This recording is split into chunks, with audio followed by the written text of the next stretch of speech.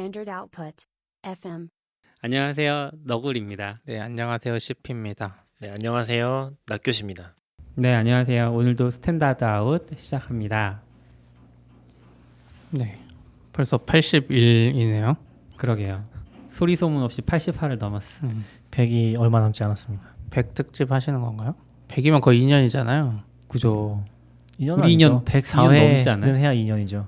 아니 근데 우리가 중간에 쉬기도 하고 하니까 쉬었어요? 100회 하면 거의 2년 되는 것 같아요. 안 쉬려고 했는데 한 번 쉬었잖아요. 한 두 번 네. 정도밖에 안 쉬었을걸요? 그랬나? 네, 별로 안 쉬었어요. 네, 거의 다 했으니까 약간 좀 업로드가 느려져서 그렇지 얘기하지 말자고 했는데 죄송합니다. 업로드가 느려져서 그렇지 네. 거의 녹음은 거의 매주 했던 것 같고 음. 근데 아마 들으시는 분들은 시차가 있을 거예요. 시의성이 좀 안 맞아. 그렇죠. 코로나 그쵸. 막 터지고 나서 한참 지난 다음에 이제 한 2, 3주 전 얘기하고 있으니까 2, 3주 전까지는 아니죠. 뭐 1, 2주 전 얘기하고 있으니까 약간 훨씬 더 빠르게 퍼지고 그런 20회면은 몇 달 남은 거죠? 한 4로 나누면 한 5달? 네 달, 5달? 가을쯤에는 코로나가 없어서 오프라인을 할 수 있으면 좋겠네요. 그러게요. 네. 이렇게 특집 오프 모임. 조금 더 커뮤니케이션이 활발하면 좋겠는데 사실 약간 저희가 그런 게 잘 안 되는 것 같긴 해요. 약간 인기 없는 스타일? 이게 조회수가 낮아도 댓글이 네. 엄청 많은 유튜브들도 있고 근데 맞아요. 저희는 유튜브는 그래도 조금씩 올라가긴 하던데 근데 거기 댓글 없는 거 비슷하더라고요. 이 주제의 문제인 것 같기도 하고 근데 또 이제 약간 말빨로 푸는 스타일이 아니다 보니까 더 그런 것도 있는 것 같아요. 그렇죠. 주제도 좀 자극적인 거 해야 되는 거 아니에요? 그렇죠. 약간 팬심으로 크는 유튜버들이 좀 많이 그런 것 같고 네. 저희는 팬심보다는 약간 좋은 정보를 전하고 싶다. 잡담이지만. 잡담이지만. 네. 근데 뭐 편하게 얘기해 주시면 좋을 것 같아요. 저희가 그래도 바로바로는 안 봐도 이제 올리고 할 때 하나씩 다 보거든요. 팟빵도 네, 보고 네. 파티도 보고 유튜브도 이번에도 보고. 파티 보니까 게시판에 글 올라오신 거 봤어요? 네 봤어요. 제가 공유 들었는데 CP도 네. 봤어요? 안 봤어요. 그 게시판에 글이 엄청 많이 올라왔더라고요. 그래서 보니까 그 파티에서 이벤트를 했어요. 자기가 구독하는 거를 그 개별 방송에 게시판에 인증을 하면은 뭐 상품을 주겠다. 그래서 사람들이 막 올리더라고. 그래서 들으시는 분이 좀 있구나 그래도 그런 생각이 들더라고요. 약간 이게 피드백이 아예 없으면은 이게 진짜 누가 듣고 있는 건가? 가끔씩 그런 생각이 들긴 하거든요. 파티가 조금씩 일을 하려고 네. 하나? 네 그런 느낌이긴 했어요. 그렇죠. 저도 이제 뭔가 돈을 하려고 드디어 하나? 쓰는구나. 아니, 아프리카 TV에 인수되더니 맞아요. 열심히 하려고. CP님도 가끔씩 얘기해 주시잖아요. 어디서 뭐요? 뭐 사람 만나면은 듣고 있는 사람도 아, 있다고. 맞아요. 저- 그런 거 외에는 사실 누가 듣고 계시나 이게 파악이 잘 안 되니까. 가끔 누구 만나고 이러면 이제 듣고 있다는 분들이 조금씩 있는데 네. 온라인상에서 우리는 전혀 체감하지 못하잖아요. 그렇죠. 트위터에 빅팬 한 분 계시잖아요. 재영님이라고. 재영님은 아, 다 좋아하시는 것 같아요. 모셔야 되는데 그러게. 안 오실 것 같아서. 가까이 계시는데. 그렇죠. 다음에 한번 모셔보죠. 네. 그러죠. 코로나 끝나면 모실 분들이 지금 산적해 있습니다. 아, 맞아요. 산적해 있죠. 네. 네. 아유, 빨리 코로나가 끝나고 우리나라는 이제 좀 잠잠해지는 것 같아요. 어느 정도 한 이제 20명 미만으로 계속 유지되고 뭐 주로 유입되는 부분도 해외에서 귀국하시는 분들, 그러니까 외국이 너무 위험하니까 한국으로 많이들 귀국을 하시는데 저희 영어 선생님도 독일 사시거든요. 근데 한국 분이고 근데 좀 고민을 하고 있다고. 왜냐면 한국은 지금 굉장히 안전해지고 있는 상황인데 유럽은 아직도 좀 위험해서 고민을 하고 계시다. 근데 한국 가면 2주 격리를 해야 되니까 그게 좀 고민이다. 저 아는 분 그 예전에 우리 방송 나오셨던 수겸님이 얼마 전에 한국 들어오셨거든요. 그래서 들어오셨어요? 네. 근데 자가격리 이제 신청을 하신 거예요. 정부가 연결해준 시설에 가 계시는데 책상이 없대요. 그래요? 화장대가 작게 있고 의자에 아, 등받이가 없고 불편하시겠네. 그래서 되게 일하기가 힘들다고. 그리고 와이파이가 거의 못 쓸 정도라 그랬나? 없다 그랬나? 그래서 잘 안 될 것 같아요. 에그 가지고 가셨는데 내가 2020년이 됐는데 네트워크 데이터 사용량을 이렇게 신경 쓰면서 일할 줄은 몰랐다 뭐 이런 얘기하시고. 되게 아니 미국 가면 엄청 신경 쓰는데 하긴 미국은 더 느리고 뭐 사시는 그러죠. 분들은 상관없겠구나. 일할 때는 사실 네, 신경 안 그쵸, 그쵸. 쓰시겠죠. 근데 여행자로서는 더 많은 제약을 겪으니까 공항에서도 뭐 잘 되면 좀 여기 구석에 갔다가 저기 구석에 갔다 찾아다니고. 네, 뭐 우리 방송 어쨌든 피드백 많이 해주시면 좋겠습니다. 네네. 잘 부탁드립니다. 원격으로라도. 네. 네. 그리고 편하게 얘기해 주세요. AWS에 이제 새로운 소식들이 좀 있어서 몰아서 우리가 한번 소개를 하려고 하는데 갑자기 새 리전이 막 그 준비 중이었나 봐요 한동안. 그래서 새 리전이 좀 생겨서 새 리전이 이제 2개 생겼는데 하나는 남아프리카 공화국의 케이프타운. 이게 아프리카의 첫 리전이죠 지금. 네네, 아프리카에 생긴 네. 첫 리전이라고 합니다. 그래서 리전 이름 AF로 시작을 하고, 그리고 두 번째 리전이 이제 이탈리아의 밀라노라는 곳에 이제 생겼는데 약간 특이한 거는 이제 케이프타운이나 뭐 다른 리전들 소개할 때는 이렇게 나왔다고 이야기할 때는 보통 AWS 블로그 쪽이 가장 처음에 이제 소개를 하고 이야기를 하는데 밀라노는 베르너 보겔인가요? 워너 보겔인가요? 이 AWS CEO? CTO? 아마존 CTO 고 아마존 AWS가 CTO? 아니라. 네. 이분이 자기 블로그에 글을 길게 써서 소개를 하셨더라고요. 근데 원래 워너보게스가 음. AWS 블로그 거의 최고 책임자긴 해요. 그래서 음. 거의 그 AWS 블로그를 만드신 분이기도 하고 네, 네. 글도 제일 많이 쓰실 거예요. 그래서 뭐 엄청 이상하진 않은 것 같아요. 물론 순서가 저도 좀 이상했던 게 밀라노 얘기가 그 저는 CP는 사실 디벨로퍼스 IO 같은 데를 보거든요. 일본 네. 사이트. 그럼 그쪽에도 많이 소식이 올라와요. 근데 그 밀라노 소식은 AWS 와치뉴에 더 늦게 올라오더라고요. 그러니까 와치뉴라는 공식 페이지가 있고 네. 그리고 이제 다른 디벨로퍼스 IO나 이런 데는 AWS 관련 소식이 많이 전하는데 그런 데가 더 빨리 올라왔던 것 같긴 해요. 그래서 좀 의아하긴 했는데 아마 얘기하신 것처럼 그쪽으로 올라온 걸 보고서 뭔가 네. 사람들이 올리고 나서 공식으로는 사실 약간 시차가 있었던 느낌인 네. 것 같아요. 무슨 얘기인지는 알 것 같아요. 네. 그래서 그 특이하긴 하네요. 블로그를 보면 이제 주로 하는 얘기는 이제 현재 시국이 어렵다는 걸 알고 있다. 유럽의 특히 상황이 어려워서 코로나 얘기로 또 이어지기는 하는데 그래서 이런 것들을 좀 도울 수 있는 뭐 어떤 AWS의 그런 기회가 되면 좋겠다. 뭐 이런 정도의 뉘앙스가 좀 많이 있는 것 같고 실제로 그 아까 독일 계신 영어 선생님 얘기를 드렸지만 그쪽은 뭐 유튜브, 넷플릭스 이런 것들 속도도 제한도 많이 걸고 지금 그래서 좀 인터넷 자체가 사용해 보면 확실히 감이 느리대요. 그런 것도 있고. 그건 한국도 비슷하지 않아요? 한국도 비슷한가요? 한국도 최근에 테라폼 때문에 엄청 고생하고 있는데. 왜요? 그건 원래부터 약간 이상했잖아요. 원래 이상했는데 네. 확실하게 한두 달 사이에 더 심해졌어요. 뭔가 그 모듈 다운로드를 받을 때 플러그인 다운로드 받을 때 거의 5분 10분씩 걸려요. 그냥 받으면. 그래서 저희 팀에서 이제 S3에다가 그걸 다 받아놓고서 네. 쓸 수 있도록 해놨었거든요. 미러처럼. 근데 그런 것들 때문에 작업이 잘 안 될 때가 있어요. 약간 이게 그만 끝나 있어야지. 뭐 플랜하고 이닛하고 플랜하고 적용하고 하는데 네. 뭐 어떤 이유로 이제 프로젝트 많으니까 네. 이닛하면은 그것 때문에 5분 10분 걸리니까. 아이고. 하시코프가 돈 없어서 CDN 제한한 거 아니에요? 사실 쿠폰 아니고 저는- 어느 경로가 제한이 되고 있는 것 같아요. 저도 약간 사실 그런 게 그런 거 느껴지는 게 그 제가 얘기하지 않았나요? 자파로 저희는 람다 배포를 하고 있는데 얘가 그 AWS는 얘기하셨어요. 람다가 독특해가지고 뭐 몇몇 바이너리들이 필요하거든요. 전용 바이너리들. 그래서 PIP로 설치한 패키지 외에 바이너리를 다운 받는데 이제 포스트그레스 같은 경우에는 바이너리 받다가 자꾸 그 타임아웃이 나와서 에러가 생기고 그걸 보면 이제 주소가 파이썬 호스티드.com 다 노알지 그 앞에 파이파이가 붙어 있는 파이피가 붙어 있는 파이피.python 호스트 다 노알지였나 뭐 이런 건데 그래서 미러를 막 카카오로 설정해 보고 하는데 그래도 막 밤 10시 넘은 시점은 되게 막 타임아웃이 걸리기도 하고 네. 근데 뭐 되게 다른 서비스가 느리진 않으니까 음. 제 생각엔 각 서비스에서 뭔가 싸구려 CDN 쓴다거나 사고나 시에는 모르겠고 그냥 제 아마존 생각에는 S3 같은 걸 제한하진 않잖아요. 외국에서 대역 단위로 들어와서. 뭔가 막 좀 느리게 하나 그런 부분들이 있을 것 같아요.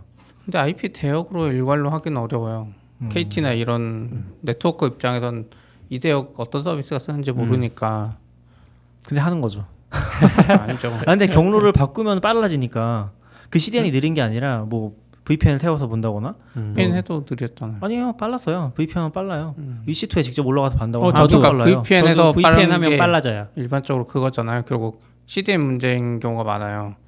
네이버도 한국에서 예전에 8888이나 1111 DNS 쓰면 네이버 엄청 느려요.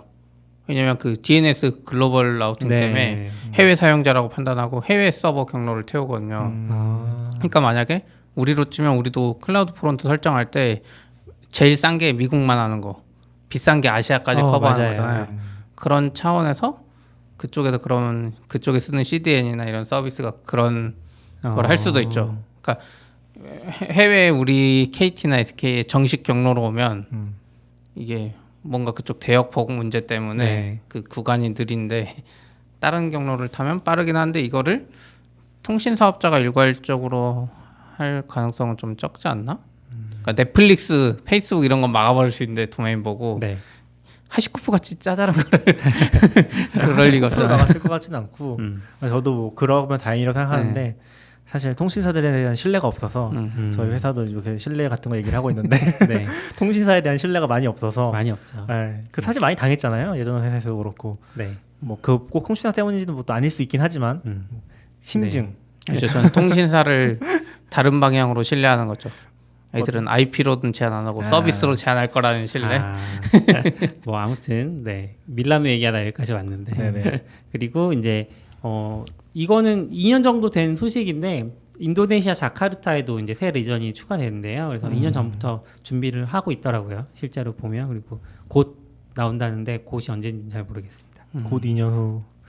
근데 데이터 센터 짓는다는 얘기가 벌써 2년 전에 소식이 나왔으니까 진짜 짓나 보네요. 네. 그러면 그냥 한국 그런가? 같은 경우는 저기 뭐 유명한 목동 IDC나 뭐 LG 네. 이런 IDC 빌려서 인력도 다 그쪽에 외주 주고 자기 시스템을 받는 식으로 하니까 네. 아마 구글도 그럴 것 같은데. 근데 2년에 진짜 짓고 있으면 2년 걸릴 만한 것 같아요. 네이버도 지금 그 어디죠? 세종인가 용인에 어디 네네. 짓는다고 한 게 한 2년 걸리는 것 같더라고요. 직접 짓는 거는. 그래서 이게 지역의 너비나 인구수로 봤을 때는 아시아가 굉장히 큰 시장이잖아요. 그래서 아시아 쪽에 리전이 굉장히 많이 생긴다 이런 느낌들이 좀 있고. 아마 더 그럴 것 같아요. 정확히는 동남아시아. 그렇죠. 동남아. 네. 왜냐하면 실제로 인구 분포를 보면은 이미 동남아가 60%가 넘을 걸요. 인도, 중국을 전체 인구 포함하면은 중에. 인도네시아 60% 인구가 몇 억? 맞아, 되고 인도네시아가 진짜 많고 베트남 맞아요. 인구도 많고 베트남이 말레이시아도 그 많고 네네. 뭐 그러니까. 인도네시아도 은근 많고 네. 근데 인도, 중국 포함하면은 사실 세계 인구의 대부분 이쪽에 살고 있어요. 그렇죠. 그래서 아마 이쪽 그 뭐라고 하지 GDP가 많이 올라가면은 금방 바뀌지 않을까 중국처럼 생각도 드는 것 같아요. 사실 10년, 20년 후는 알 수 없으니까. 그쵸. 근데 AWS가 데이터 센터 얘기 나와서 얘긴데 이번에도 그 제프 베조스가 작년이라고 해야 되나? 이게 2019년 연례 주주 서한 보면은 네. 그런 부분에 대한 얘기를 굉장히 많이 하더라고요. 데이터 센터 같은 것들이 이제 환경적으로 얼마나 이제 좀 좋은지. 그러니까 우리 그때도 원래 그랬잖아요. 전기 많이 쓰니까 리인벤트에서도 그거에 대해서 막 키노트 기대하고 있었는데 거의 그것만 1시간 동안 얘기했잖아요. 환경에 대해서 얼마나 이게 우리가 잘하고 있는지. 근데 실제로 그런 부분에서 엄청 강조를 하더라고요. 네. 그 제프 베조스 서한에도 보면은 자기네가 쓰는 방식이 일반적인 냉각 방식이 아니라 뭐 에어컨 냉각이 아니라 증발냉식 냉각을 쓴다거나 이런 것들 얘기하고 있어서 좀 그런 포인트 좀 재밌었던 것 같긴 해요. 그래서 이렇게 확장해 나가는 게 좀 다음 단계로 넘어가는구나라는 생각이 좀 들기도 했어요. 이게 우리 개발자로서는 그런 얘기를 하면은 저건 별로 중요하지 않은데라는 생각이 들지만 뭐 중요하죠. 서원에서 네. 얘기하는 거 보면은 이게 약간 좀 중요한 포인트다. 네. 어필할 때 아마존에서 이제 세계에 어필하는 포인트 중에 하나라는 생각이 좀 들긴 하더라고요. 그런 것 중에 하나 데이터 센터 냉각이라든지 그런 거 얘기하고 있더라고요. 자기네 쓰는 게 오히려 가장 그 친환경적인 선택이라고. 그런 부분도 좀 재밌었던 것 같아요. 그리고 EC2 이미지 빌더 이건 이제 리전 소식은 끝났고 EC2 이미지 빌더에서 원래 지원 OS가 이렇게 없었나요? 네네, 아마존 없었어요. 리눅스만 있었어요. 아마존 리눅스랑 윈도우 서버. 저도 이거 안 써봤는데 사실 이미지 빌더가 이제 아마존 시스템 안에서 AMI를 구축하는 그런 스크립팅 할 수 있는 서비스인 것 같아요. 네. 자동화 할 수 있는. 약간 패커 같은 느낌인가요? 그렇다고 할 수 있겠죠. 네네, 그 서비스 안에서 해결해주는 느낌인데 거기에 이제 리눅스 계열 OS들이 쭉 들어갔어요. 우분투, 레디햇 엔터프라이즈 리눅스인가? 이 뭐지? 네, 그런 것 같아요. 네, 그거는 센토OS. 이건 뭔가요? 수세 리눅스? 네네네. 그렇게 해서 이렇게 우분투 지원이 좀 더 확장이 돼서 이것들도 사용할 수 있다고 합니다. 네. 좋겠네요. 패커 쓰다 보면 우리도 예전에 쓰다가 이제 검색 서버 말고 안 쓰는데 가끔 보면 패커가 막 인스턴스 안 죽고 있고 좋긴 한데 네. 뭔가 맞아요. 약간 애매한 지점들이 있더라고요. 그걸 잘 관리해줘야 되는데 뭐 신경 못 쓰다 보면 켜져 있고 하거든요. 뭐 맞아요. 실패했거나 뭐 중간에 명령을 멈춰버렸거나 왜냐하면 그 명령 안에 종류가 다 들어가 있잖아요. 그러다 보니까 좀 안 좋은 사례들이 생기는 것 같고 그리고 이제 빌드 좀 빨리 하려고 더 큰 거 인스턴스 쓰니까 그러다 보면 또 관리가 안 되니까 좀 부담이 되더라고요. 네. 그래서 잘 쓰면 좋을 것 같아요.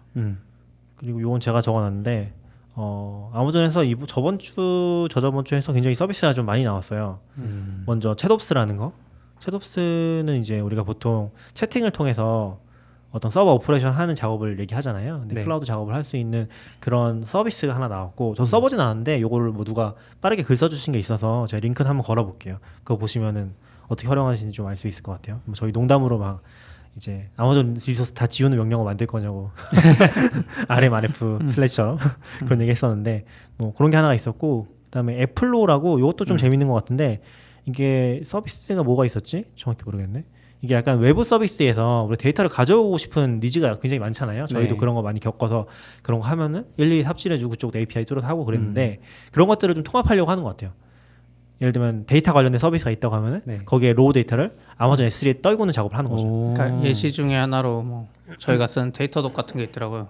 데이터독은 사실 아마존 데이터 긁어다 자기들만 하는데 네. 우리가 다양한 소스를 데이터독 같은 데다 모으잖아요. 뭐 구글 어널티크도 그쵸. 있었던 것 같긴 한데 아무튼 그런 서비스가 몇 개 정해져 있는데 거기 데이터를 이렇게 해서 자기 S3에 넣어준다거나 뭐 이쪽으로 넣어주는 이런 기능인데 약간 거의 다 제휴로 이루어지는 것도 그렇게 맞아요, 많진 않아요. 서비스가 네. 매력적인 건 없었던 것 같아요. 제가 그 그래요? 원본 소스 쪽에 아는 건 데이터독밖에 그쵸. 없었던 것 같아요. 우리가 안 쓰는 의미가 없긴 하죠. 뭐 세일즈포스 이런 데가 있긴 한데 슬랙, 세일즈포스, 마케토 뭐 12개인가 있다고 했었던 것 같아요. 그래서 늘어나면 그런 또 것들을 가지고 이제 의미가 있지 않을까요? 서비스가? 그러니까 뭐 세일즈포스 같은 건 의미가 있죠. ERP 시스템을 뭐 이쪽으로 해서 S3로 해서 뭐 아테나로 분석하고 이런 게 네. 되니까.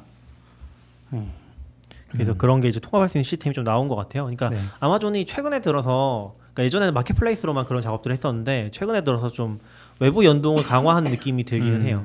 예를 들어서 데이터독 알람이 있잖아요. 네. 그러면 데이터독 알람을 이벤트 브릿지에 직접 연결시킬 수가 있어요. 그럼 데이터독 알람을 이벤트 브릿지 연결시켜서 람다를 실행시키다거나 네. 그게 이제 그냥 그 안에서 통합되는 거죠. 우리가 데이터독 API를 막 찌르거나 하는 그런 네, 식이 네. 아니라 그런 식의 구성을 할 수 있게 되는 것도 그렇고 이런 이제 좀 직접적인 연동도 그렇고 아마 서비스 계속 추가되겠죠. 나중에 되면 네. 우리가 쓰는 마케팅 도구라든지 그런 거 추가될 수 있으니까 이런 것들은 좀 편해질 것 같긴 해요. 왜냐면 지금은 그런 것들 하려면은 막 그쪽에 제약도 좀 있고 API 찌르는 것도 좀 복잡하고 데이터 형식도 안 맞고 그런 것들을 계속 삽질하게 되거든요. 네. 근데 사실 뭐 별로 신뢰가 안 가긴 하지만 나중에 뭐 S3의 파케 형식이라든지 그런 거 맞춰주기만 하면은 훨씬 편하게 쓸 수 있을 거고. 근데 뭐 지금까지 한 거 보면 맞춰줄지 모르겠어요. 근데 그런 거 해주면 굉장히 좋긴 하겠죠. 네. 그게 있었고 그리고 신테틱이라고 요것도 헬스체크 비슷한 건데 써보진 않았어요. 저도 아직 저희 네. 옆분에 지금 쓰고 계신데 테스트해보고 계신데 저희가 최근에 데이터독 신테틱이라고 약간 헬스체크를 해주는 서비스를 쓰고 있거든요.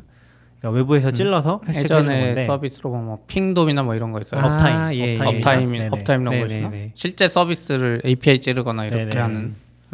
근데 그거보다 좀 더 고도화된 느낌이긴 한데 저도 자세히 안 봤고 신테틱이라고 이제 데이터독 신테틱도 있고 AWS 신테틱도 있는데 네. 약간 좀 더 고도화해서 서비스 내놨고 좀 내부 API 그 속도까지 추적할 수 있는 오. 그러니까 약간 그거요. URL을 걸면 네네. 리스폰스를 봐서 헤더가 200일 때 성공이라고 하거나 바디에 뭐 네네. 제이슨의 특정 항목을 보고하거나 뭐 약간 기본적인 딱 요 정도까지 있는 게 네. 데이터독도 있었거든요.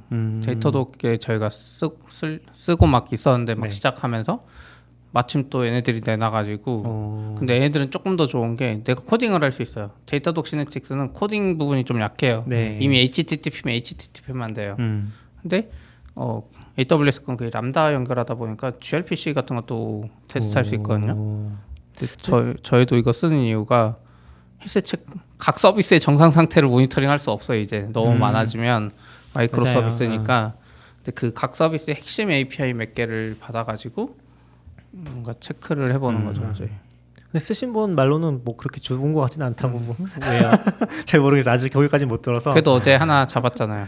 그 데이터독 말고 AWS 신테틱 그쵸, 이 생각보다 좋지는 않은 것 같다고 하긴 하더라고요. 근데 한번 써보게 해야 되는데 이게 예전에도 보면 결국은 내가 모니터링 서버를 직접 만들면 거기에서 또 장애가 생기면 그쵸, 네. 내가 모니터링 맞아요. 못 받으니까 문제가 생겨서 핑덤 같은 걸 맞아요, 써보면 근데 또 그것도 문제가 특정 리전에서 장애가 생겨서 그것 때문에 뭐 예를 들면 뭐 버지니아에서 접속이 안 된다는 알람이 왔는데 실제로 해보면 우리는 잘 되고 뭐 이런 경우들이 생기잖아요. 그래서 데이터독 시네틱스 같은 건 리전도 고를 수 있어요. 똑같은 API를 15개 리전에 대해서 동시에 테스트하는 뭐 이런 것도 네네. 있어요. 비슷한 관점인 것 같아요. 심지어 아예 외부 서버에서도 네. 테스트할 수 있게 돼 있고. 그렇죠. 내부 서버 셋업도 할 수 있어서 저희도 하나 해봤고 지금 문제는 약간 조금 내부 네트워크 문제인지 이유는 잘 모르겠는데 약간 실패하는 게 있어서 그러니까 좀 빡세게 걸면 펄스 알림이 계속 오긴 하더라고요. 네. 크리티컬로 걸어놓긴 했는데 그러다 보니까 계속 아직은 신경 쓰는 상태긴 한 것 같아요. 좀 고쳐 나가고 있고.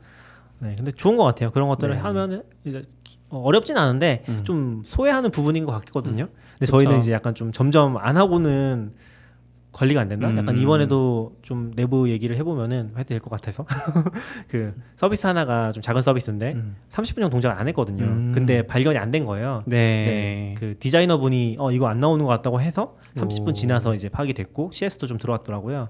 그래서 다행히 이제 분리가 돼 있어서 그 딱 한 기능 하나만 안 된 상태였기 네. 때문에 저희도 마이크로 서비스 하면 좋다고 생각을 했는데 어쨌건 그런 장애가 있으면 안 되잖아요. 그쵸. 그러다 보니까 약간 이런 거 좀 확장을 하자. 그래서 모든 서비스에 다 도입하려고 그런 준비를 하고 있어요. 좋네요. 사실 만들려면 만들 수 있어요. 내가 직접 람다로 막 그렇죠. 네. 직접 만드는 리소스를 안 들이고 뭐 AWS 가보면 스테이터스 페이지 요즘 네. 큰 서비스들은 그런 거 나오잖아요. 당근마켓도 그런 거 공개하시면 좋지 않을까요? 없어요. 아직은 없고 그것도 이 서비스로 신세팅 팔더라고요. 사용하면. 근데 그것도 서비스로 팔더라고요. 네. 그래서 그거는 내부에는 그걸 대시보드로 만들어 볼까라는 아. 생각했었어요. 그냥 점으로 초록색, 빨간색 이런 식으로 쭉 해서 그런 건 해볼까 생각했었는데 외부 대시보드는 아직은 잘 모르겠고 외부에서는 우리 거 볼 이유가 없잖아요. 그렇죠. 개발자들이 궁금해하겠죠. 이제 당근마켓 뭐 우리가 API나 뭐 SDK가 나가면 좀 필요할 것 같은데 네. 일반 아니 뭐 그러니까 공이 많이 안 된다면 재미있어 보이기는 해서 그런 거를 제공하는 국내 업체가 거의 없잖아요. 그렇긴 한데 외국 애들도 제공해줘 장애 나서 거기 들어가면 정상이잖아요. 그건 그래요. 그래서 그런지 모르겠는데 최근에 그걸 해주는 서비스가 있더라고요. 네, 맞아요. 그러니까 외부에서 걔네가 직접 해주니까 그 페이지 스테이터스 페이지 자체를 서빙해주는 네. 그런 식으로 해서 서비스를 하더라고요. 그래서 빼도 박도 못하죠. 안 되는구나. 그죠. 그리고 지금 엄청 충격적인 게 GitHub 장애 엄청 많이 나고 있어요. GitHub 최근에 한 달 동안 맞아요. 거의 한 7일은 장애 난 것 같던데. 이게 너무 관대해졌어 룰이. 어떤 게요? 그러니까 그 프라이빗 레포를 맞아요. 이제 마음껏 만들 수 있잖아요. 그러면서 이제 장애가 폭발하고 있는 것 같아요. 그런 것 같아요. 그럴 수 있겠네. 애저가 준비가 안 되는 건지 또 보면 거의 뭐 빨갛게 5개 6개 계속 장애 나고 기덥에 CI/CD 물려놓은 사람들 좀 애매하고 그러면 결국 대안으로 계속 긴랩 키워주는 꼴인 것 같아요. 그죠. GitHub 액션도 엄청 장애 많이 났어요. 그래요? 긴랩은 지금 계속 일본 쪽도 보면 긴랩 재팬 만들어서 또 막 영업하려고 하는 것 같던데. 코리아도 들어왔잖아요. 그래요? 얼마 전에. 네, 코리아도 있어요? 네, 그래서 소모임 계속 하고 계셔요. 길랩 잘하는 것 같아요. 길랩 이미 너무 커버린 거 빼고는 잘하는 것 같아요. 이미 뭐 회사 기업까지 3조 얘기하더라고요. 긴랩은 자기들 그 인프라도 그때 테라폼 공개돼 있거든요. 래퍼에. 맞아. 그리고 걔들 쿠베 올리다 보니까 긴랩에 그때 말씀하시는 긴랩에서 이제 쿠베 관리하는 것까지 막 다 돼요. 네. 그러니까 자기들이 쓰는 거를 그냥 거의 그대로 넣는 느낌? 길랩도 나름 잘하는 것 같아요. 가끔씩 들어가 보는데 이제 개인 프로젝트를 긴랩에다 넣고 있어서 들어가 보면 탭들이 계속 생기고 있어요. 그리고 뭔가 기능이 계속 추가된다는 거죠. 탭이 생긴다는 게. 길랩이 좀 전략을 잘 짠 것 같아요. 그러니까 사실은 저 같은 사람 입장에서는 약간 순수 혈통주의자라고 해야 되나? 약간 보수주의자 입장에서는 원칙적인 거 좋아하니까 약간 그 레포지토리를 파면은 그 레포지토리는 하나의 서빙이 아니라 얘는 N개로 배포할 수 있잖아요. 그럼 서비스에 종속되면 안 된다고 생각하거든요. 네. 근데 거기에 막 모니터링 달고 그러잖아요. 지금 길랩이 하는 거 보면은. 근데 실제로 대부분의 레포지토리는 하나에밖에 배포 안 하거든요. 그럼 가치가 있는 거죠. 그런 것들이. 그 배포 정보를 분리하라고 막 얘기하잖아요. 네. 그거 굉장히 맞는 얘기인데 실용적으로 보면은 처음에는 그렇게 해도 되지 않나라는 생각이 좀 들기도 하고 왜냐면 개인 프로젝트 같은 거 배포해보면 엄청 귀찮거든요. 맞아요. 거의 회사급으로 테라폼 짜야 돼요. 제대로 배포하려면. 근데 그렇게 하는 게 맞나 생각이 드는 거죠. 그렇게 보면은 길랩이 약간 그런 거 통합하는 것들은 오히려 굉장히 잘하고 있다 이런 생각도 드는 것 같아요. 다양한 뭐라고 해야 스펙트럼을 네. 포용할 수 있는. 그렇죠. 근데 약간 원칙주의자들은 그런 거 되게 싫어하거든요. 아니, 거기다 왜 배포 정보를 집어넣어? 약간 그런 생각들을 많이 하니까. 맞아요. 기덥이 근데 점점 따라오고 있는 거잖아요. 어떻게 보면 액션이나 이런 것들 넣으면서 조금씩 그쵸? 조금씩 네네. 네, 그게 길랩이 잘해서 그런 것 같아요. 길랩이 잘 못했으면은 명분이 좀 없었을 것 같은데 이게 약간 생태계를 살린다는 느낌이 있었는데 길랩이 막 그렇게 해서 성공하니까 뭐 우리도 하지 뭐 돈도 많은데 약간 전 MS는 이미 돈 버는 거 포기한 것 같아요. 깃허브로 돈 버는 게 아니라 이미지 메이킹 하는 거에 훨씬 더 많이 쓰고 있지 않나 깃허브를 많이 풀어주고 우리가 오픈 소스의 그 중심이다라는 그런 포인트. 왜냐면 사람들이 코드 하면 깃허브 떠올리잖아요. 이제 네. 그쪽 깃허브에서 한 적자 막 100억씩 봐도 네. 이미지가 더 중요하니까 MS의 이미지 한 100억씩 적자 봐도 되니까 그냥 프리로 다 풀어져 버리고 하는 것 같아요. 점점 결국 오픈 소스 레포만 긴 랩으로 안 넘어가면 성공? 그쵸. 오픈 소스는 아직 길랩 많이 쓰진 않는 것 같아요. 맞아요. 거의 못 봤어요. 가끔 있긴 한데 가끔 비퍼키 쓰시는 분들도 있고 맞아요. 비커키 쓰는 분들 아직 가끔 있더라고요. 그렇죠. 진짜 GNU 옹호자들은 아, 깃허브 많이 쓰긴 하죠. GNU 때문인가? 저는 가끔 빅마켓의 레포 만든 분들 보면 그 생각이 들어요. 어. 이슈 받기 귀찮아가지고 저기 만들었나. 아니 근데 그게 그 소스포지 시절부터 네네. 약간 명맥이 있는 것 같긴 해요. 그런 류의 뭔가 그냥 기업한테 좌지우지되지 않는 그렇죠. 그런 서비스를 좀 쓰고 싶다. 직접 하기도 하고 네. 루비도 아마 분리돼 있을 거고 공식은 그냥 근데 비퍼킷은 아틀라시안 거잖아요. 아니 비버킷은 아닌 것 같고 제가 GNU 쪽이랑은 아닌 것 같고 네 가끔씩 있긴 있어요. 비버킷 굳이 쓰시는 분들이 있는 게 옛날에는 그 뭐지 머큐리얼도 되게 인기 많았었거든요. 네. 일부 분들한테 이게 깃보다 훨씬 직관적이고 좋다고 그것 때문에 쓰시는 분들도 있었던 것 같고 비버킷이 원래 머큐리얼이 메인이지 않았어요? 궁금하다. 물어보고 싶다. 왜인지. 네네. 그랬었던 것 같아요. 네, 빅버킷 원래는 머큐리얼 이런 거 하다가 밀리니까 네네. 확 바꿨는데 한국에서도 제일 유명한 거 중에 그 은전한 입이라고 형태도 분석기 네. 만든 거 있어요. S 네네. 은전이나 뭐 이런 거 카카오에 또 뭐 만들었는데 그게 오픈 소스인데 빅버킷에 있어요. 그게 좀 특이하긴 해요. 궁금해요. 저도 왜 깃허브 있는데 긴랩이 하셨을까? 왜 비퍼킷에 하셨을까? 비버킷. 아니 빅버킷. 네. 네. 왜냐면 회사에서 보면 깃허브 쓸 것 같은데 카카오 같은 데는 그렇게 보면 길랩은 떠오르는 게 진짜 없긴 하네요. 네. 그리고 약간 우리 기대가 그런 건 힙해서 없어요. 깃허브 안 쓰면 안 되는 것 같아요. 힙해서 약간 내가 스타 받으려면은 깃허브 맞죠. 해야지. 딱 들어가는데 긴랩이 나면 이거 뭐지 하고 닫아버리는 거. 그렇죠. 가입도 안 돼 있어. 그것도 좀 중요한 건 길랩은 오히려 비즈니스 장사를 잘했던 것 같고 왜냐면은 다들 이제 공짜였으니까 막 설치해서 썼잖아요. 거기서 넘어간 케이스 많을 것 같아요. 은근히 네. 나중에 가면 이제 안 넘어갈 수는 없으니까 뭔가 쓰긴 해야 되는데 돈 내고라도 이제 쓸 것 같고 그게 의외로 망할 줄 알았는데 진짜 이게 나 모르는 거구나. 생각 많이 시장 드는 것 얘기를 했으니까 당근마켓이 최근에 이 마켓 시장인가요? 온라인 이커머스 시장인가요? 쇼핑 앱? 쇼핑 쇼핑 앱? 서비스라고 해야 되나? 앱이라고 해요. 앱일 쇼핑 거예요. 앱 아마. 네. 정확히는 안드로이드의 쇼핑 앱 거기서 전체는 아니고 쿠팡에 이어 2위를 맞죠. 달성하셨다고. 어마어마한 거 아닌가요? 그렇죠. 어떻게 보면 11 그 밑에 있는 애들이 이제 11번가 네. 지마켓, 뭐 옥션 와. 이런 큰 쇼핑몰들이니까. 근데 그 등위를 매기는 기준은 뭐예요? 뭐 앱 체류 시간? 거기서 나온 거는 DAU였어요. MAU랑 DAU 섞여 있었던 것 같아요. 둘 그러니까 다긴 중고거래에서는 압도적 1위 하는 거는 DAU도 좀 잡았던 것 같고 어쨌든 DAU, MAU 다 와. 약간 넘은 거고 11번가는 이런 데 대비해서는 근데 다른 중고거래 앱이랑은 비교가 안 되고 네네. 그런 것 이게 되게 애매한 것 같아요. 각자의 기준으로 다들 1위라고 얘기하거든요. 뭐 사실 일본 쪽 서비스 보면 MAU가 진짜 높은 경우가 많은데 그게 왜냐면은 웹이 있어서 그래요. 웹은 기준이 다르거든요. 앱은 한 번 스쳐 지나가고 네, 애드 아이디 같은 게 없기 때문에 다 MAU 웬만하면 맞아요. 로그인 안 한 사람은 좀 그래서 막 일본은 막 7천만, 8천만 이렇게 얘기하는 데도 많아요. 뭐 몇백만 원뭐 되게 많고. 네. 근데 사실은 이제 앱 기준으로 봤을 때는 좀 다르긴 하죠. 앱에서는 기본적으로 활성 사용자가 어쨌건 앱을 켜고서 쓴 사람을 보는 거니까 그쵸. 그게 좀 차이가 많이 나는데 근데 앱으로 봤을 때는 어쨌건 당근마켓이 1위라는 거는 이제 거의 기정사실인 것 같아요. 그러니까 지금 보면은 여기서 발표한 게 DAU 기준으로 보면 440만이거든요. 아니다. 안드로이드만 MAU인가? MAU죠. 안드로이드 MAU만 그런 거. 네, MAU가 440만인데 이게 안드로이드만 그런 거니까 사실 비교할 만 대상이 없긴 해요. 중고 마켓 쪽에서는 지금 여기 나온 걸로 봐서는 제가 뭐 다른 걸 얘기하는 게 아니라 네. 번개장터가 130만이고 중고나라가 거의 50만 정도? 네, 여기는 증가를 안 하고 있어요. 사실 네. 한 정체 1년 정도 봤을 때는 거의 정체 상태라서 크게 비교할 필요가 없는 것 같아요. 그러니까 네네. 다른 데더 이제 중고거래 일이 막 하니까 다른 분들은 이제 뭐 약간 어떻게 걔들이 일이냐 막 이런 이야기 하는데 약간 의미가 없는 게 어쨌든 저희가 이제 이번 달에 지금 4월 지나서 5월 1일 나오면 미리 보긴 했지만 4월 MAU가 700만 넘었거든요. 와. 지금 지난달에 600만이다가 700만이면 700만 MAU는 중고거래로 비교할 게 아니라 우리나라 전체로 봤을 때 서비스에서 거의 없어요. 네. 그래서 뭐 중고거래 이런 게 이제 의미가 없는 거고.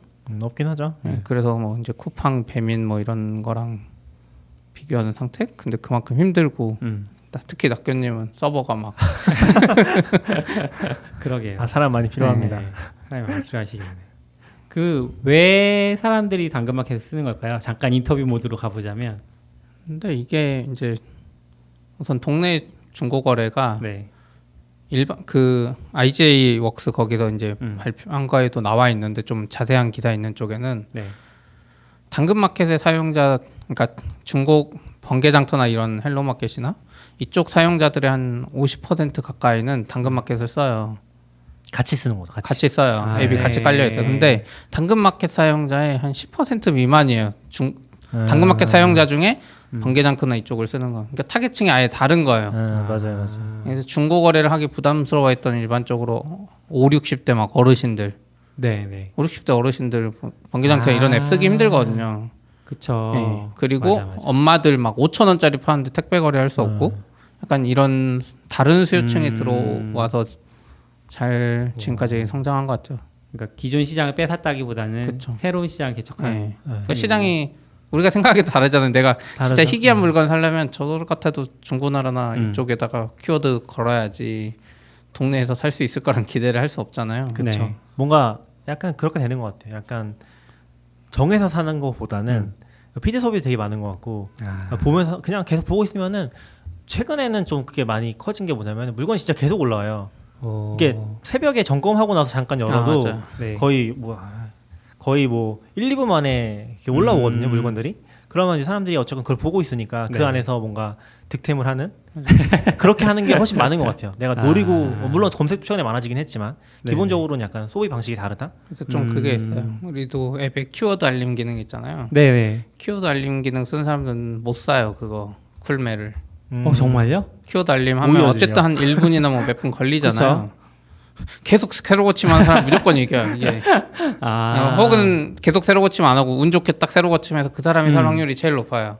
진짜 쿨메인 확률에는. 저 키워드 알림 유용하게 걸어놓고 눈팅하고 있기는 한데. 그러니까 우리 같이 이제 의미가 없었구나. 유니크한 아이템 쓰는 사람들은 좀 의미가 있고, 왜냐면 일반적으로 대중한테 인기 있는 게 아니까. 근데 진짜 사람들이 보기에도 뭐 마스크라고 칠게요. 네. 마스크 같은 게 이제 적당하게 딱 올라오면 이건 모든 사람이 관심사잖아요. 아. 이건 키워드 알림으로는 해결할 수 없는 거죠. 그쵸, 그 그쵸. 순간에 그걸 보는 사람이 너무 네. 많으니까. 그런 요소가 있더라고요. 실제로 뭐 유랑마켓도 최근에 이번에 그 나온 거 보면은 약간 좀 싸게 올라간 거 보면은 채팅이 계속 오거든요. 네. 그 계속 뭐 수십 개 이렇게 열리니까 사실 그거에 대한 불만이 있으신 분도 있었던 것 같긴 한데 어쨌든 그게 계속 오니까 그렇게 봤을 때는 엄청 잘 팔리는 것 같아요. 그 빨리빨리 그게 되는 게 엄청 빠르게 이루어지는 게 그런 부분은 신기하긴 하죠. 근데 기본적으로 이제 저도 맨 처음엔 없었지만 당근마켓에 초반에 생각했던 그 타겟이 결국에는 30대 맘들이 메인이었거든요. 그분들이 거래할 수 있도록 도와드리는 게 메인이었고 그게 좀 확장이 돼가고 있는 네. 거죠. 아무래도 커지고 있으니까 그런 포인트들이 좀 다른 것 같긴 해요. 확실하게. 조금 있으면 이제 전 국민이 다 한 번씩은 써본 앱 되는 거 아닌가요? 아마 또 1000만 되면 네. 배민이 1000만이니까 1000만 되면 거의 배민인데 약간 느낌이 또 달라요. 똑같은 1000만이어도 저희로 치면 저희 부모님들이 이제 60대인데 부모님한테 물어봤을 때 배민 모를 확률이 높은데 사실 지금도 그런데 지원자들이 자기는 잘 모르겠는데 엄마가 당근마켓 쓴다는 경우가 많아서 약간 다른 시장이라 더 클 수도 있지 않나 이런 생각을 하고. 그러니까 이게 그 중고 직거래라는 게 사실 아까도 말씀하셨던 것처럼 약간 젊은층 위주로 이렇게 확산이 됐었는데 요즘은 이제 지하철 같은 데 앉아 있다 보면 약간 나이 드신 분들이 서로 당근이세요? 이렇게 물어보고 거래하기도 하고. 그런 모습 네. 보셨어요? 아니 그 트위터에서 봤거든요. 그렇죠. 되게 네네. 귀여웠다고 자기가 그 모습 보는데. 근데 저도 트위터에서 그걸 많이 느끼는데 그냥 가끔씩 검색해 보거든요. 네. 제가 회사 들어왔을 때 트위터 검색하면은 한 달에 한 개, 그렇죠. 한 달에 두 개 이렇게 올라왔어요. 근데 네. 지금은 지금은 거의 하루치도 다 볼 수가 없어요.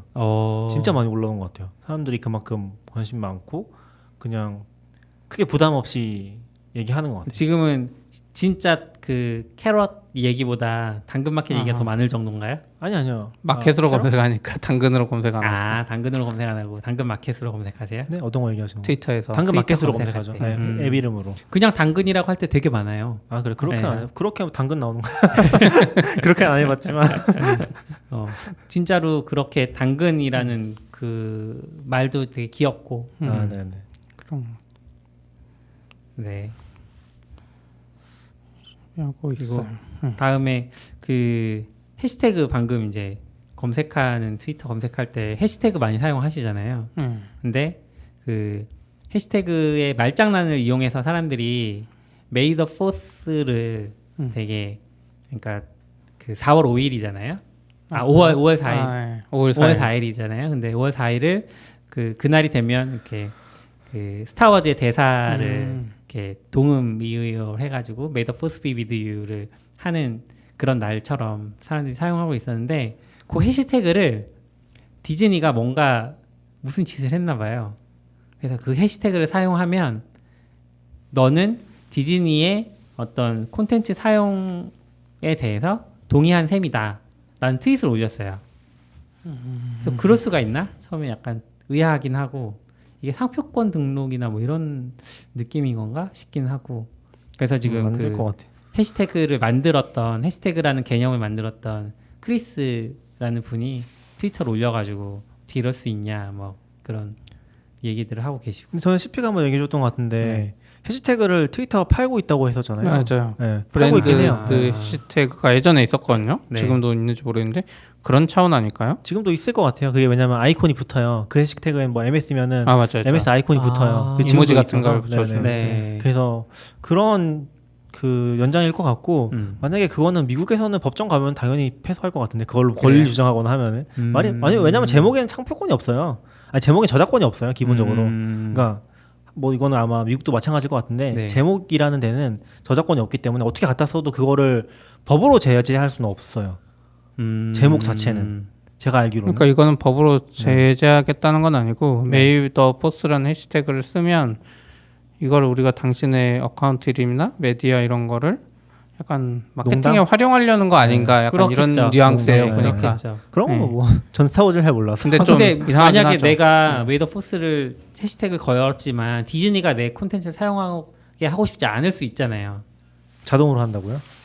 근데 지금은 이제 네가 그 해시태그를 쓰면 디즈니가 그걸 사용할 수 있다 이런 식으로 이제 디즈니에선 트윗을 남긴 거니까. 그러니까 그거는 문제죠. 근데 그 밑에 또 스레드 하나가 더 있는데 네. 이 법적인 이거는 이 트윗에 리플라이 한 거에 대해서만 해당한다는 식으로 돼 있거든요. 그 다음 스레드에 다시 그 적긴 원본 했는데 트윗에 시간이 같은지는 모르겠는데 네. 시간이 좀 지난 후네요. 원래 거는 아침 11시 오후 11시인데 다음날 새벽 4시에 예. 이 스레드에 달린 거에 대해서만 그러니까 이거 가지고 얘네들이 뭔가 서비스를 만드는 것 같아요. 그러니까 뭔가 뭐 보여주거나 뭐 이벤트를 마케팅 쪽에서 하려고 그렇겠네요. 하는데 그거를 이제 순서를 바꿔서 이렇게 레갈 이렇게 먼저 쓰고 뭐 아이고. 그리고 이거 해시태그는 지금 이모지가 안 붙어요. 그래서 트위터한테 그러네요. 뭐 돈 받고 산 이런 건 아닌 것 같아요. 근데 그러면 지금 디즈니가 스타워즈도 가지고 있으니까 이렇게 하는 거예요? 그렇겠죠. 가지고 있어요? 네, 가지고 있죠. 안 갖고 있는 거 찾는 게 더 어려운 거 아니야? 네. 그렇긴 하죠. 요즘 어지간한 블록버스터는 다 디즈니 거니까.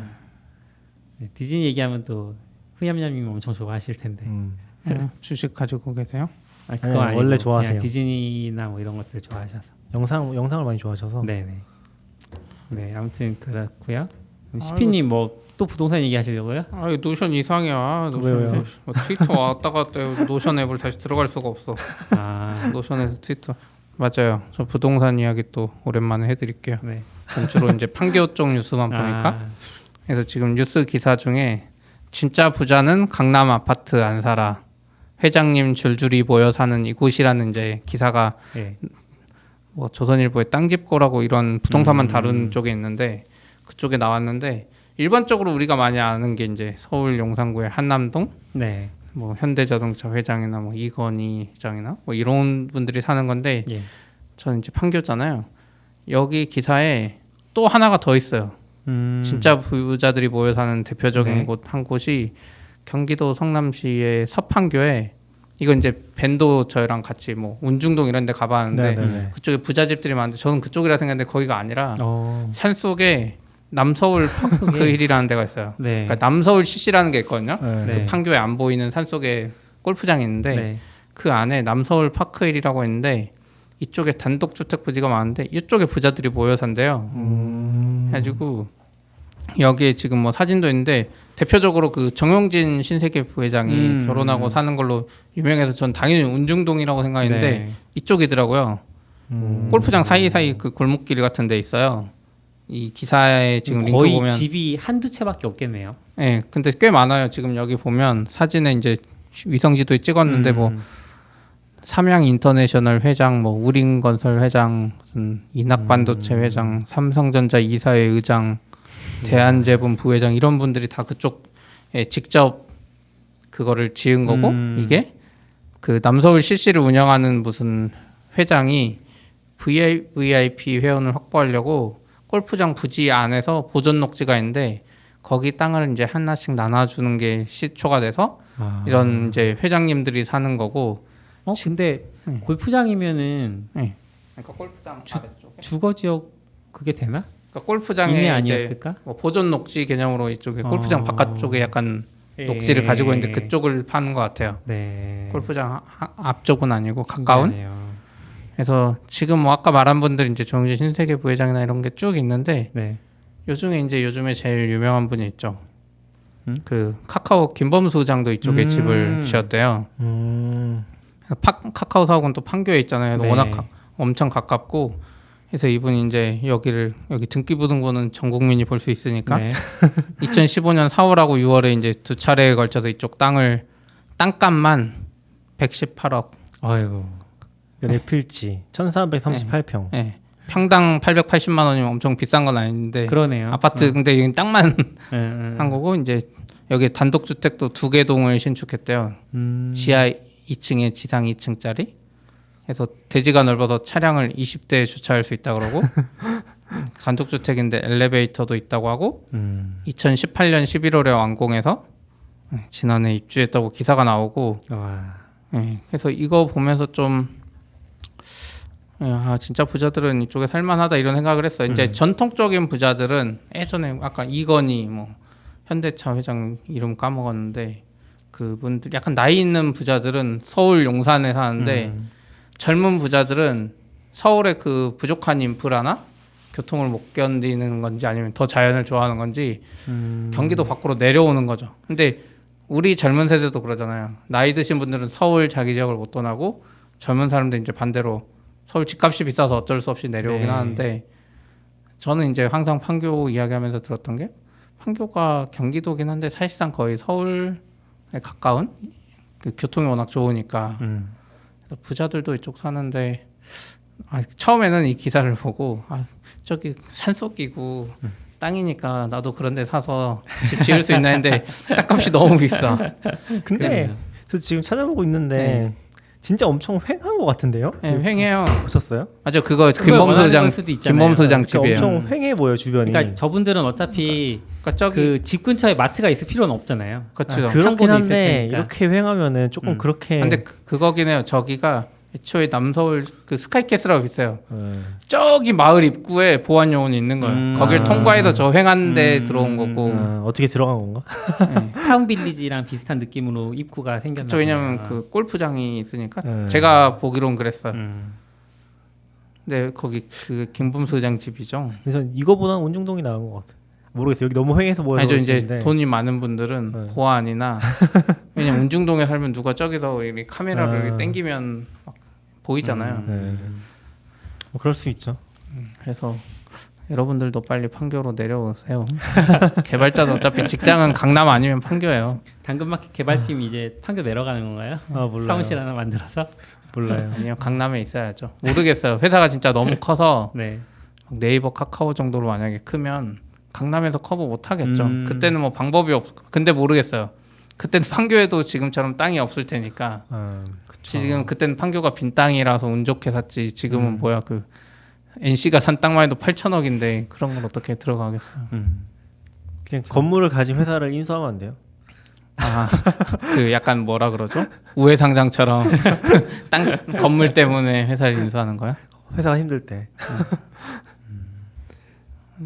아무튼 좀 재밌었어요. 김범수장 이런 거 사는데 어딜까 전 궁금했었거든요. 사실 와 젊은 부자들은 저기 강남이나 이런데 엄청 높은데 펜트하우스 꼭대기에 살겠지 이런 생각을 했었어요. 그냥 근데 의외로 이런 집이 많겠죠. 아 그런가? 집이 많겠죠. 저번에도 얘기했었나? 오라클 회장이 엄청 집 사는 거 좋아해서 그 기사 난 거 보면은 거의 100채씩 이렇게 막 전 세계에 집이 다 있는데 그런 거 다 분석이라고 해야 되나? 아무튼 100채가나 갖고 있으면 1년 내내 돌아다녀도 한 집에 3일밖에 못 부동산 엄청 좋아하는 것 같아요. 그냥 부동산을 좋아한다. 부동산으로 돈 좀 버셨나? 앨리슨 오라클. 맞아 그 사람 집 엄청 사진 장난 아니던데. 아 그러고 보니까 한국은 땅이 좁아서 그러나 그런 미국의 부자들급의 집은 안 지은 것 같아. 아까 김범수 장 집도 보면 그냥 이렇게 담벼락 조금 있고 그냥 2층 건물이 다고 그 정도인데 미국 부자들은 그냥 그 거의 골프장만한 집을 가지고 있잖아요. 막 거의 성이죠. 성처럼. 이제 그렇게 할 만할 것도 같은데. 근데 저는 그 관리가 잘 안 될 것 같긴 해서 어느 정도 크기가 좀 좋은 것 같긴 해요. 근데 미국 정도 되면 뭐 사람을 진짜 많이 써야 되고 트레이드오프가 있지 않나? 그런가? 이게 그 우리나라는 사실 집에 집사라는 개념이 흔하지 않잖아요. 정말 그렇죠. 네. 부자가 아니면 가정부를 둔다거나 이런 것도 뭐 예전 시대에야 많이 그렇죠. 그 어려운 사람들을 좀 그렇게 고용해주는 그런 느낌으로 부자들이 사용했지만, 근데 제가 그 2차 세계대전 이전에 영국을 다룬 드라마 같은 것들을 보면 다운턴 애비. 네, 다운턴 애비 얘기를 하는 건데 흔해요. 거의 일반 가정에서도 가정부를 두는 게 엄청 흔하더라고요. 그러니까 일단 식당, 주방, 그러니까 요리사 한 명이랑 가정부 한 명 정도는 거의 대부분의 집이 아니면 개그 사회니까 그런 거죠. 그렇기는 하죠. 네네네. 그런데 이제 그렇게 살 수 있는 사람이거나 아니면 이렇게 격차가 벌어져 있어서 그렇게 고용이 되어야 살 수 있는 사람이거나 그렇게 나눠져 있긴 했지만 어쨌든 그래서 굉장히 그 직업 자체도 흔하고 그렇게 하는 거 자체가 흔하기는 하더라고요. 그리고 저 시대가 그것도 생각났어요. 김범수 장 집 지은 거 보고 나도 집 짓고 싶은데 이제 상상을 해봤죠. 와이프도 아기가 너무 뛰어노니까 남자애라서 네네. 단독주택 가고 싶다는데 돈이 없어서 지금 안 되지만 내가 단독주택 짓는 걸 상상하니까 너무 재밌는 거예요. 갑자기요? 네. 왜냐면 단독주택 저걸 지으면 지하에 서버실 하나 만들고 그 유니파이 그거 써가지고 네네. 와이파이를 이렇게 네트워크를 완벽하게 구성해야지 막 이런 상상을 하는 거죠. 아는 아파트는 사람들 잘안 모여서 공동 빌라 같은 거 만들 생각은 안 해보셨어요? 네? 아는 사람들 모아서 공동 빌라? 저는 예전에 그냥 생각 없을 때, 그러니까 어렸을 때부터 그 생각은 했어요. 그냥 땅을 엄청 큰 거 사서 개발자랑 디자이너만 모아놓는 마을, 네, 뭐 그런 생각을 했고. 지금은 사실 이제 현실을 깨닫고 내가 1조가 있어도 그건 안 되는구나. 네. 땅값이 워낙 비싸니까. 근데 가끔 그런 생각을 했어요. 근데 가족이 있다 보니까 같이 사는 거 저는 사실 좋거든요. 근데 일반적으로는 사람들 다 부담스러워 하더라고요. 업무나 뭐 이런 거에 얽혀 있는 거 같이 사는 거 좀. 업무로 얽혀 있는데 같이 살면 좀 그럴 것 같고 저 아는 분들은 이제 한 12집이 모여서 빌라 2채를 지었어요. 덕은동에. 그러니까 그 고양시 덕은동에 그래서 2채를 짓고 그러니까 6에서 8집 가정 정도가 거길 사는데 뭐 집 구조는 뭐 4층짜리 약간 좁은 4층짜리 복층이거나 아니면 약간 넓은 2층짜리 복층이거나 뭐 이런 식으로 해서 모여서 사시고 뭐 굳이 뭐 그렇게 서로 얽히고 할 필요 없다. 그런 게 룰이고 뭐 같이 모이고 싶으면 모이고. 얽히게 되잖아요. 뭐 주택, 뭐 소음, 여기 층간 소음 이런 근데 거. 이제 복층이니까 전 없습니다. 소음이 생겨도 크지 아니에요. 않을 수 있는 거예요. 아니에요. 아니죠, 크죠. 그런 건 옆에서 없어요. 소리 지르거나 뭐 노래 소리 이런 걸로도 옆으로도 가니까 사실 그게 힘들잖아요. 모르는 사람이면 어떻게 넘어가도. 아니, 제가 느끼기에는 소음은 약간 민감도의 문제도 있는 거라서 그거는 쉽지 않은 것 같아요. 벽을 공유하면 쉽지 않은 것 미국 같아요. 갔을 때 그 얘기 했다니까요. 우리나라는 층간 소음이 문제지만 미국은 옆집 소음이 문제라고. 맞죠. 그렇긴 한데 벽을 맞대고 있는 거랑 수준이 달라요. 기본적으로. 그 미국은 그렇다 보니까 소음 수준도 남다른가 봐요. 그러니까 벽을 맞대지 않고 있는데 내가 저 집을 뭔 상관이야 이러면서 이제 크게 소리를 한다고 하더라고요. 그럼 신고해야죠. 그리고 빌라에 같이 모여 살면 저 영상은 끊겨버렸나 보다. 아무튼 같이 살면 와이파이 신호 간섭이 너무 심할 것 같아. 벤도 유니파이 쓰고 저도 유니파이 써가지고 둘 다 이렇게 빵빵하게 하다 보면 간섭 생길 것 같아. 유니파이는 하나로 통합하고 서브넷 나눠서 안 되죠. 그러니까 되나? 인터넷 하나 회선 끌어가지고. 저는 일단 혼자 살고 싶고 혼자 사는 것도 일단 저는 벤은 신경 안 써요. 아니, 저는 혼자 그 사세요 그냥. 약간 그때 그 운중동인가 네, 그런 데 운중동. 기사 나왔을 때 요새 주택 이런 거 나왔었잖아요. 네. 그 담벼락 못 짓게 하니까 그런 게 있어요. 요새처럼 요새 주택은 뭐예요? 벽을 그 담벼락이 아니라 벽을 담벼락처럼 짓는 거죠. 안쪽이 이제 안 외벽을? 보이게. 네네 그렇죠. 아, 그런 식으로 짓는 것도 있어요. 저는 그런 거 답답하잖아요 집에서. 좋아요. 창도 없고. 창이 없는 게 아니라 창은 있죠. 안쪽을 마당처럼 만드는 거죠. 외부에 아, 차단시키는 거죠. 그 네네네네. 담벼락을 못 만들게 하니까. 근데 그런 데도 있고 그리고 유럽 갔을 때 아파트가 그렇게 생겼더라고요. 중간 그러니까 그 건물이 미음자로 생긴 거예요. 뭐라 궁중형이라고 뭐라고 하지? 뭐 네, 그래서 중간이 이렇게 중정형 뭐 이렇게 네, 얘기하는데 그래서 중간이 뻥 뚫려 있고 그쪽으로 창이 나 있어요. 바깥쪽으로는 창이 작게 나 있고. 그렇게 잘 짓는 것 같아요. 아무튼 이제 편법적인 거긴 한데 그래서 한번 기사가 났었어요. 그래서 얼마나 맞는 얘기인지 모르겠지만 네. 기사가 났었고 그리고 저는 약간 서울도 돌아다니다 보면은 주택이 되게 많거든요. 빌라 아니면 주택이잖아요. 그 있는 건물들이 그러면은 그런 주택 중에서도 되게 요새처럼 돼 있는 데가 있어요. 그게 약간 그 뭐라고 해야지? 보통 담벼락은 그렇게 높지 않잖아요. 네. 적당한 수준인데 근데 약간 이게 언덕처럼 돼 있는데 거기 건물을 지으면은 맞아요. 그 담벼락 이렇게 높게 돼 있잖아. 안쪽에 아예 맞아요. 안 보이도록 그런 데서 좀 살고 싶다. 근데 서울에서 살면 인프라가 너무 힘들어요. 그렇긴 하죠. 그러니까 예. 분당이나 서울에 살고 싶다는 건 판교는 아니긴 해요. 이미 주택 필지를 다 네. 계획해놔서 그 밑에 가스나 이런 게 다 들어오는데 서울은 오래되다 보니까 광랜이 안 들어올 수 있어요. 그렇죠. 맞아요. 진짜 서버실 만들면 재밌겠다. 그냥 꿈꾸는 얘기. 내 괜히 자체 IDC. 돈 많이 벌어서 단독주택 하나 장만하시면 그래. 저 밑에 지하실 하나만 네, 임대해 주세요. 맞아요. 싸게. IDC 안 돼, 안 이렇게 돼. 해서 서버를 이렇게 하나씩 꽂고 요새 그런 것도 많이 한다고 하더라고요. 서울은 이제 자기가 빌딩 짓고 1층 이제 상업 시설을 내주고 저는 그것도 싫다고 아내한테. 왜요? 그런 거 괜찮잖아요. 돈을 버는 건데 공짜로. 일단 누가 들어와 있는 게 싫다고. 어떻게 사회생활 하시는지 참 궁금해. 그렇죠. 낙현님 같은 경우. 지하철은 도대체 어떻게 타고 다니나. 그러니까. 가난하니까. 근데 뭐 나중에 이제 집 짓고 싶다는 생각 되게 많이 해서 그냥 뭐 잘은 모르지만 그냥 뭐 뭐지 그 잡지들 있잖아요. 네. 전원주택 전원주택은 아니고 전원 속의 생활인가 그런 뭐 있어요. 전원은 있어요. 아니고 전원은 진짜 전원이더라고요. 전원은 좀 그 다르더라고요. 그러니까 진짜 식물 키우고 그런 걸 얘기하는 거라서 그런 거 말고 그냥 도시주택 같은 것들 짓는 것들 보면은 마음에 드는 거 있으면 좀 봐두고 하는 것 같긴 해요. 요새 그런 프로 많아서 또 근데 그쪽에 TV도 대부분 많고. 협소주택 많이 나오잖아요. 협소주택 서울 많죠. 서울 네, 중심으로. 서울이니까. 넓은 것도 되게 많아요. 서울은 거의 협소주택인 것 같아요. 네. 근데 약간 지방 같은 데 가면은 좀 약간 방금 이런 집이랑 비슷한데 김범수 장 집이랑 동 떨어져 있는 것도 무섭거든요. 뭐예요? 뭐야. 너무 가까우면 안 되고 또 떨어져 있으면 안 되고. 그리고 서울이 전 좋다고 생각하는 게 서울은 인구 밀도가 높으니까 서로에 대한 간섭이 되게 적거든요. 오히려 저는 그런 생각을 좀 해요.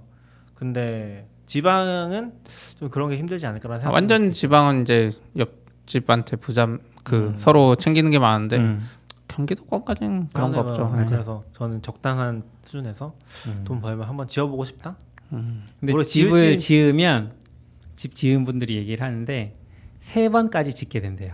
3번이요? 그러니까 처음 지을 때는 잘 모르니까 네. 이제 설계를 하더라도 그게 이제 좀 개인적인 욕심도 있고 하잖아요. 막 짓다 보면 이거 바꾸고 싶어요. 바꾼대요. 근데 건축을 하던 분들은 이제 집주인이 얘기하니까 바꿔주는데 설계하던 입장에서는 그걸 바꿈으로써 사이드 이펙트가 많이 생기는 거예요. 그래서 인프라가 이제 비싸군요. 막상 지어놓고 인프라랑 똑같은 거죠. 막상 지어놓고 집주인도 그 부분이 마음에 안 들고 네. 그래서 다시 짓고 그래도 똑같이 그런 부분들이 생겨서 3번째 지어야 이제 자기 마음에 좀 드는 집을 짓는다. 그래서 지을 때 핵심 하나를 딱 정해야 돼. 컨셉을. 인테리어도 마찬가지인데 여기도 할 때 인테리어 이제 깔끔하고 약간 밝은 느낌으로 네, 이제 좋아요. 그거에 집중적으로 하다 보니까 저가 있으면 이거 선 지금 다 바닥에 넣었어. 아 이건 뭐 모르겠고 내립, 막 내립. 바닥에 레일 넣고 이따만한 관 넣어가지고 맞아요. 나중을 고려해서 다 왠지 전 나중에 집 지으면 그렇게 할 거예요. 이따만한 관을 곳곳에 다 넣어서 네. 나중에 새로운 기술이 선이 나오면 그 선을 그 통로로 해서 맞아요. 모든 방에 분배하고 싶어요. 그런 그쵸. 게 힘든 것 같아요. 그런 게 고려가 안 돼 있으면 나중에 고칠 수는 없으니까 집 같은 경우 특히 아니면 막 이렇게 보이게 막 선 이렇게 저기 돌아다녀야 되잖아요. 그쵸. 약간 그런 것도 되게 재밌어요. 저 예전에 가끔씩 봤는데 미국이나 이런 데는 다 집이 크니까 그런 거 되게 커스터마이즈하는 블로그라든지 유튜브도 그런 거 아마 커스터마이징하는 게 뭐예요? 집을 커스터마이징하는 거죠. 아 자기 집에서 집을? 자기가 장비 같은 거 뜯어가지고 막 회선 구축하고 인터넷 구축하고 막 맞아. 그런 아. 것들을 되게 스케일이 그 다르잖아요. 뭐죠? 홈랜인가? 예전에 그 홈랜? 마법사님 나왔을 때 한번 얘기해 주셨던 것 같은데. 그러니까 뭐 게이트웨이 설치하고 이런 거. 네, 네네, 그런 집에다가 것들? 막 네네. 스위치 놓고 그러니까 장비 낙교님은 사고. 이제 집이 지금 조그만하니까 여기 여기서 좀 뭐 할게 잠깐 없죠. 잠깐씩 하는데 저 지금 집만 해도 그 단자 박스에 다 네. 방마다 랜선이 연결돼 있는 아 거예요. 그죠. 아, 너무 깔끔하게 잘 되는데 심지어 막 주방에도 랜선이 나와 있으니까 아 이걸 어떻게 활용해야지 막 이 생각이 들 정도로 좋죠. 잘 돼 있으면 좋죠. 가서 좋더라고. 그런 거 블로그나 유튜브 봐서 관심 있으시면 재밌을 것 같아요. 뭔지 저 지금 보는 게 없어서 어디가 재밌는 데가 있는지 모르겠는데 가끔씩 이제 걸리면 보긴 하거든요. 네. 유니파이 글 쓸 때도 좀 봤었고 재밌긴 하더라고요. 네, 스케일이 다르죠. 저는 이제 AP 한 개, 거기 한 AP 한 일단 집에 10대는 달아요. 와. 그리고 집 좀 크게 지으면 저 예전에 시골집도 이제 집을 짓고 마당에 좀 있다 보니까 아. 와이파이가 안 터져요. 네, 맞아요. 그러니까 저기 잔디밭 끝에서 네. 누워서 하고 싶은데 와이파이가 안 아. 터져. 그래서 그때도 알아봤는데 실외용 이 지향성 아. 안테나 같은 게 있어요. 와. 아 이쪽 이런 거 하면 진짜 재밌겠다 그 스케일이 생각이 달라지는 들죠. 것 같아요. 그리고 거꾸로 생각하면은 그런데 관심이 좀 없으면은 또 주택 지어서 더 힘들 수 있지 않을까 그렇죠. 생각도 드는 것 같아요. 왜냐면 와이파이부터 우리 당연하게 쓰는데 1층에서 안 되고 2층에서 되고 막 그러면 맞아요. 엄청 스트레스 받을 거 아니에요. 근데 스트레스. 잘 모르고 기술을. 네. 그래서 그런 생각하면 그런 시장도 있을 것 같기도 하고. 근데 한국은 좀 주택이 별로 없으니까 일단. 저 그런 거를 요즘 이제 홈 오토메이션이나 이런 거 관련해서도 아. 많이 얘기가 나오고 뭐 집도 사실 넓은 집이면은 벽 때문에 막혀서 어느 지역은 음영 지역이 생기잖아요. 네네, 와이파이가 그쵸. 그런 걸 이제 설치해 주는 어떤 그런 스타트업 이런 걸 그래요? 잠깐 생각해 본 적이 있어요. 아, 생각해 보셨다고? 네, 생각을 해봤는데 문제는 이게 다 뭐라 그래야 되지? 물리적으로 사람이 가서 설치를 해줘야 되고 세팅을 해줘야 되고 사람이 계속 필요한 일이다 보니까 안 되겠다. 왜요? 너무 스케일업하기 힘들다. 이런데 사무실 네트워크 공사하는데 엄청 돈 받아먹는 이유가 그거잖아요. 근데 이제 너무 비싸게 하고 싶진 또 않은 거죠. 근데 좀 그런 생각이 드는 거예요. 비싸게는 모르겠는데 네. 좀 깔끔하게 잘한다고 소문이 나면 잘 되지 않을까? 맞아요. 그런 데가 별로 없는 것 같거든요. 제대로 느낌상. 깔끔하게 하는 데가 창업할까요? 없어요. 왜냐면 건수가 한 달에 한 건만 네. 들어와도 네. 돈을 적당하게 받아서 진짜 깔끔하게 해주기만 하면 진짜 좋거든요. 여기도 지금 알 수 없는 이유로 와이파이 안 터지니까 네. 회의실에 API 하나 놔두고 이렇게 원인을 잘 못 찾으니까. 그 AP였어요? 네. 근데 뭐 이런 문제들이 생기면 그 업체를 뭐 설령 잘 운영한다고 하더라도 이런 문제가 생기면 사실 답이 없는 거잖아요. 저는 그 아니요, 잘 찾으면 있을 것 같아요. 잘 찾으면 있나? 네, 뭐 노하우가- 장비로 이렇게 측정을 한다거나. 노하우 쌓기가 힘든 것 같긴 했어요. 힘든 것 같긴 한데 그 노하우가 잘 쌓여 있고 어떤 표준화된 매뉴얼이 잘 만들어져 있으면은 훨씬 더 잘할 수 있지 않을까 싶기는 해요. 기술적으로 정해지는 스펙이잖아요. 어떻게 보면 그때도 말하면 뭐 보안 장비도 잡아내는 장비가 있어요. 몇 백만 원짜리가. 있긴 네. 있어요. 윕스 잡아낸 장비가 있더라고요. 오. 네. 근데 우리가 그런 걸 사긴 또 애매하니까 우리 거 그쵸. 잡겠다고 사는 것도 네. 애매하니까 필요하면 사겠지만 그런 것들도 이제 잘 표준화돼 있으면은 할 수 있지 않을까? 나중에 노년에 그런 거 하고 살면 재밌을 것 같아. 노년에 여유롭게. 컨설팅 해주면서 내가 써보고 싶던 장비 하나씩 그쵸. 넣고. 근데 이렇게. 그런 니즈가 분명히 존재해요. 그러니까 네. 유니파이도 그 파는 중간 업체들을 보면은 그 약간 소중교무 병원 같은 데 엄청 납품 많이 하는 것 같더라고요. 왜냐 그런 데들은 되게 애매하잖아요, 진짜. 맞아요. 오피스가 커지면은 이게 필요한데 어딘가 우리가 뭐라고 하지 그거를 공지 내고서 받는 거 있잖아요. 입찰 같은 거 하기도 애매하고 맞아요. 그러면 결국에 어딘가 연결해서 해야 되는데 그래서 그런 걸 많이 하는데 전 좀 느낀 게 그런 게 잘 돼 있는 데가 많지는 않은 것 같다. 전에도 예전에 저희 외삼촌이 건축 사무소 하셔서 직원이 10명 넘어가고 하니까 그런 니즈가 있는 것 같더라고요. 근데 저 잘 모르는 진짜 아무것도 모르니까 모른다고 했었거든요. 네. 근데 한참 얘기하셨는데 아무튼 일반 개발자들도 그런 거 잘 모르니까 기본적으로는 그냥 입찰하면 뭐 게이트웨이에 뭐 몇 명 되지도 않는데 그냥 진짜로 방화벽에 막 해갖고 5천만 원이에요 견적이. 맞아요. 대기업들은 그냥 하니까. 대기업들은 그냥 그거 하는 거죠. 아무 뭐 물론 필요하니까 하겠지만 근데 잘 따져보면 줄일 수 있는 게 많아서 되게 애매한 것 같아요. 그러니까 사실 어떻게 보면 소규모로 보면 한 20명까지는 공유 하나 놓고 쓰는데 이게 갑자기 뭐 그쵸, 방화벽이 늘어나면서. 필요하고 뭐 1억 이상 듭니다 이러면은 이건 아닌 것 같은데. 네. 그런 약간 중간 포인트가 아직 그렇게 약간 그 마진도 안 떨어지고 하니까 없는 것 같다는 생각이 들긴 해요.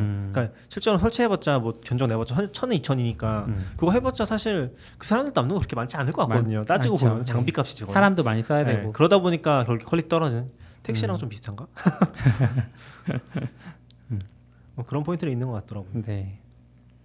좀 여기까지 할까요 오늘은? 네. 네네. 수고하셨습니다. 고맙습니다. Standard output. FM.